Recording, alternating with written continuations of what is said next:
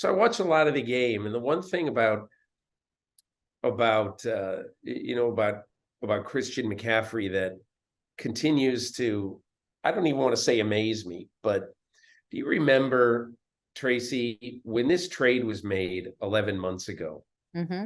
trading him for a 2, a 3, a 4, and a 5? Mm-hmm. And your first thought is, holy cow, this is a guy who's basically missed half of the previous 2 years with injury.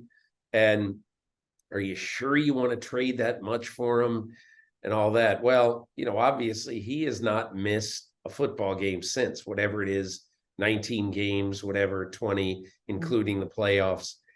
And he hasn't missed a single game. But what is really impressive about him is that I think he can play 3 different positions Mm-hmm. and be incredibly impactful. People talk about Bijan Robinson now and how great he's been, and he can play all over the map. Well, Christian McCaffrey's better. And the reason that Christian McCaffrey is better is because he can win a physical battle between the tackles. Now, Mm-hmm. not with Aaron Donald, but with a linebacker, Mm-hmm. and he does so very often. Mm-hmm. And so I think that's the one thing. When I first thought about this trade, I said, wow, they're giving up too much for a guy who might not be healthy consistently over the next 3 or 4 years.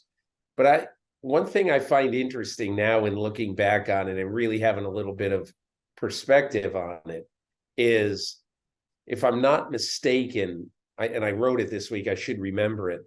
I think the second round pick was the 61st overall pick.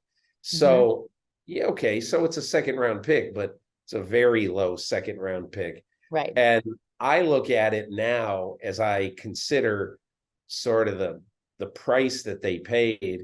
And if you think about it, really, I definitely don't anymore think that they paid too much. They may not have paid enough.